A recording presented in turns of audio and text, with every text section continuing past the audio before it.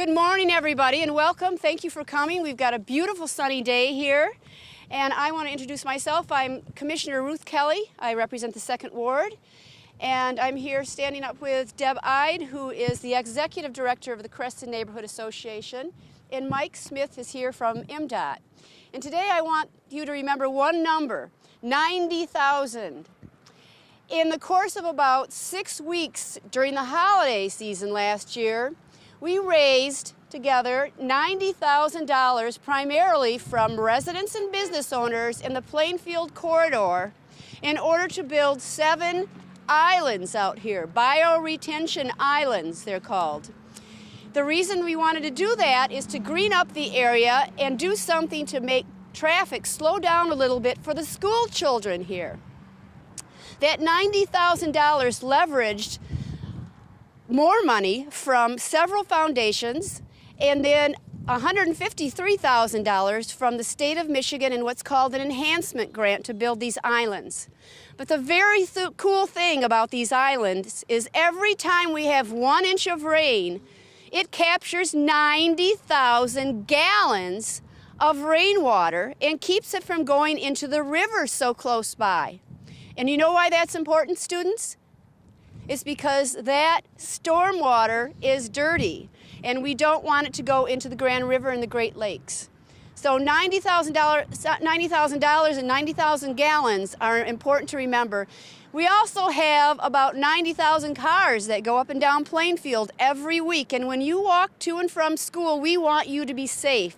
So the other thing we did is we went after a grant to make you safe, and we'll explain that in a minute. I want to introduce now Mike Smith from MDOT to talk about the islands. Thank you, Commissioner Kelly. As she mentioned, there are 7 bioretention islands up and down Plainfield Avenue for about this mile corridor. The very unique thing for us are 2 things. The unique design for the islands themselves, treating the water inside the roadway instead of outside, and also the public-private partnership that the project was able to enjoy. The folks that they've mentioned already, the city, the state, the Creston Neighborhood Association, and all the businesses and residents up and down this corridor were part of that partnership. The majority of the funding, as Ruth said, is from private donations and the MDOT grant. We presented a paper last week at a national conference in Texas on this project, so it's had national attention now, which is pretty cool. Brees Stam was the project engineer. He and I went there to present the paper, and let me mention it was the American Society of Civil Engineers conference, and there were 6 authors on the paper, and I'm going to have them raise their hands because I think they're all here. Commissioner Kelly, Deb Ide, and myself. Brees Stam, the project engineer, is over there.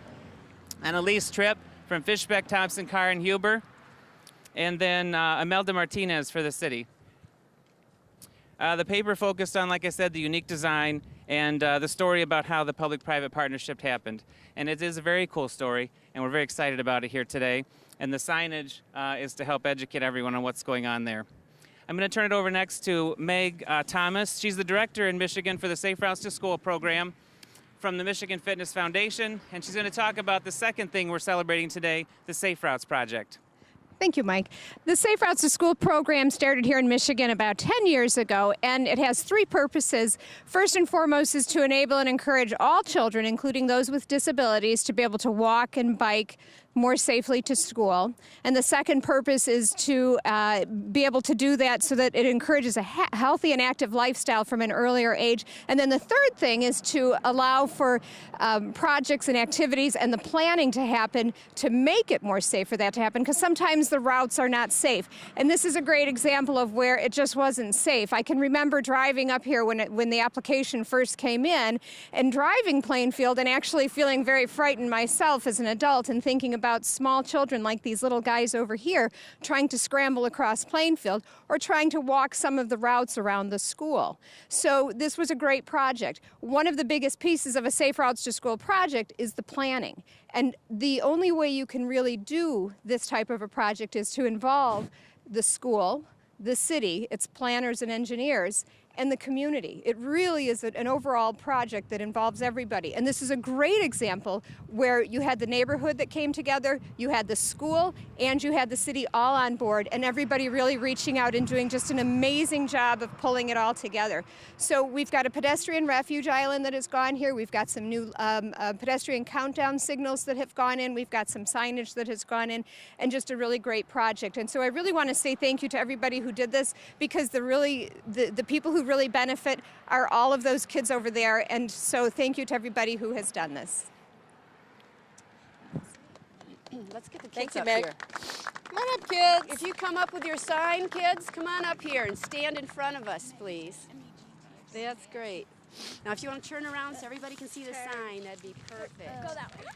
There you go. Good job. So I'm Deborah Ide, and I had the privilege of being closely involved with our wonderful principal, Angela Cook, from Palmer Elementary School. And Angela really, as a busy Grand Rapids Public Schools principal, did not have to make this particular opportunity a priority, and she did. It took huge amounts of coordination, of bringing together the teachers, the students, some community members to do a walking audit. We actually walked up and down Plainfield Avenue, crossed it at various intersections, and all of the kids, the teachers, and the community members agreed this is not a safe area for kids. So what a great thing that Principal Cook took this initiative and worked very closely with us on making this $108,000 investment in safety for our Grand Rapids Public School children, and especially these Creston kids. We're so happy to celebrate this new addition to the neighborhood today. So I also want to recognize a few of our other partners. We do have the Lower Grand River Organization of Watersheds represented here today by Carrie Rivette from the City of Grand Rapids, and all of the North Quarter business people who are here today, the North Quarter being the combined business districts of North Monroe, Creston, and the Cheshire area. We have a lot of participation from business owners in the Creston Business Association that made the islands possible, and business members even came out to our Safe Routes meetings to help us coordinate this. So we have a lot of gratitude to the City of Grand Rapids. They really pulled it out on all levels, our traffic safety folks. And I want to thank personally our city manager, Greg Sundstrom, for helping us with the creative financing that made the islands happen. So finishing up our Islands project today is this unveiling of a beautiful sign designed by Michael Moore. Michael, can you raise your hand out there in our audience? He's looking around, but we know who you are. And I'm going to pass my microphone to Carrie Rivette before we then walk down and stand right in the middle of the road with help from our community police officer, Gibbons, and our Captain McWaters to close off the roadway so we can cut a ribbon around the beautiful crosswalk. So the kids that are going to come up and unveil the sign for us today, can you come on up? And we're going to hear Ms. Rivette describe a little bit about how these islands work for our environmental protection.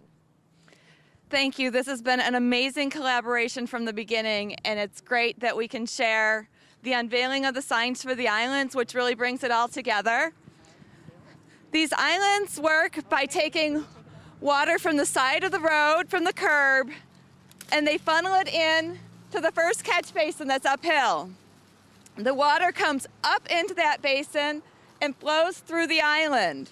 There you have the roots and the leaves that filter the water and make it cleaner. We also have a drain for the overflow water, just in case, so it doesn't hurt the roads any if it freezes in the winter. So during most rain events, we never see any water come out on this end. No more water that can cause erosion and cause flooding downstream and hurt the Grand River and Lake Michigan.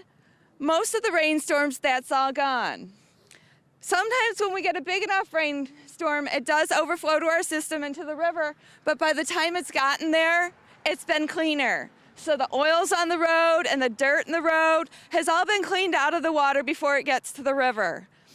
So my hope is, now that we've got safer streets to walk on, we've got our signs to tell everybody what these islands are all about and how it helps the area waterways, that people start paying more attention and realize how important it is to avoid having as much runoff as you can, and to make sure we don't put anything to pollute into the catch basins or into anything that'll run into our lakes and rivers, because we know how important the water is around here. And I just want to say again, it's been wonderful working this great collaboration we've had. There was collaboration on the signs between the Lower Grand River Organization of Watersheds and between the Creston Business Association and the city and all different departments of the city, traffic safety, graphic design. We all work together in engineering also to make sure we have something that's very easy to understand, so we all know not only are these islands beautiful, but they also help our water quality. Thank you. Thank you so much for coming out today. And we're going to ask everyone now, I think if as our police officer makes her way back to her vehicle, we're going to ask everyone to join us down on the crosswalk, where we will pull out a ribbon and we'll actually do a formal ribbon cutting. And let's have a round of applause right now for everyone that made this project possible.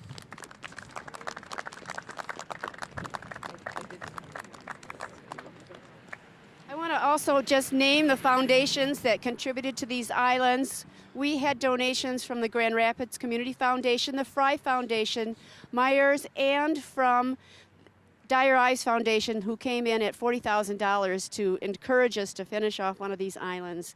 I also want to mention the fact that we have bike lanes here. I see Tom Tillman here, and we're encouraging a healthier community and encouraging you to ride your bikes. That's another reason the traffic has been slowed down. So kids, be safe, use the crosswalks, and enjoy the beauty of these islands. Come on down, folks. We're going to walk slowly toward the crosswalk just to our north here. Okay, ready to go? All right. On our marks, get set, safe routes. Woo!